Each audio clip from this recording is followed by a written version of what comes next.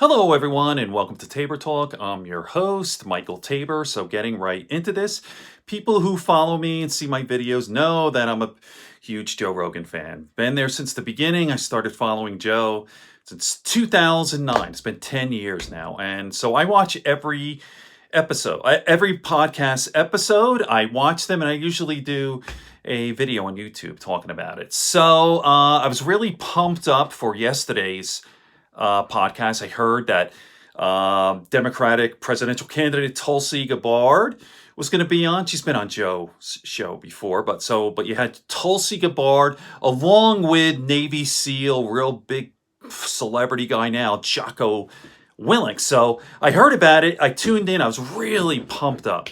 And honestly, I was a little disappointed. Okay. I found the show to be a little bit boring. I really didn't get a whole lot from it. Now, I am a Tulsi Gabbard fan for sure. I like her a lot. I mean, she's not my choice. I'm a Bernie guy. I like Elizabeth Warren and Biden too. I like Andrew Yang a lot, but he has no shot really.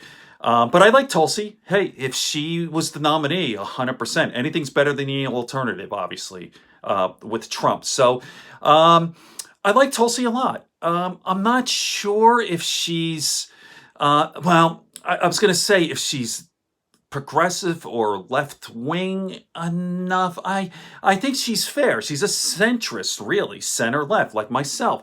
I am a centrist. What I didn't like was she didn't seem to be hard enough on Trump. She even said that she kind of agreed with him on some issues, the China trade thing, and that's totally preposterous. I mean, yeah, she was critical there. She also talked about Trump's Twitter account. I think it was Harris wanted to.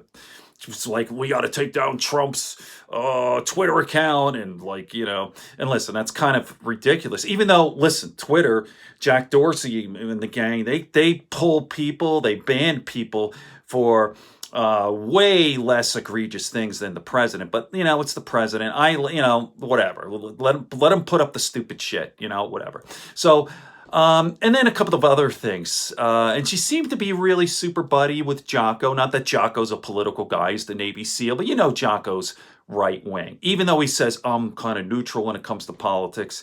I've seen Jocko on Fox News, and he has, I could tell that maybe he won't say I love Trump, but you could see like he sort of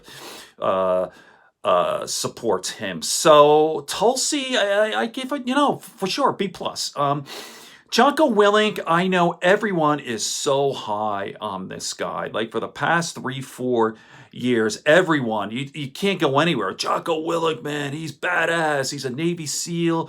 He's incredible, man. And it's like, yes, he really is incredible. I mean, you look at him, and if you see in the beginning of this video, man, he's a monster, man. He's like a superhero, and he really is the real deal, man. He's a Navy SEAL. He's he's a fighter. He's a marksman, black belt Brazilian jiu-jitsu. He's got his own school. He's super smart, and he's all those things. And he's patriotic, solid citizen, all that, but I don't do backflips over him. And I first heard about Jocko on Tim Ferriss's podcast.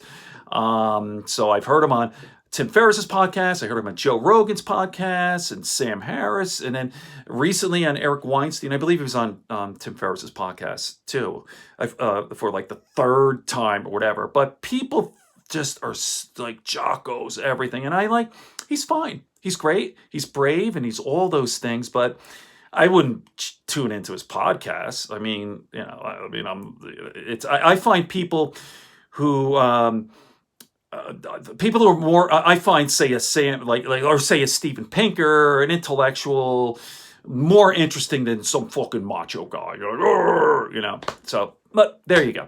On that note, I don't know. I was a little disappointed. Tulsi Gabbard and Jocko Willink. And on that note, good friends, good books, and a sleepy conscience. Peace, love, and understanding here on Tabor Talk.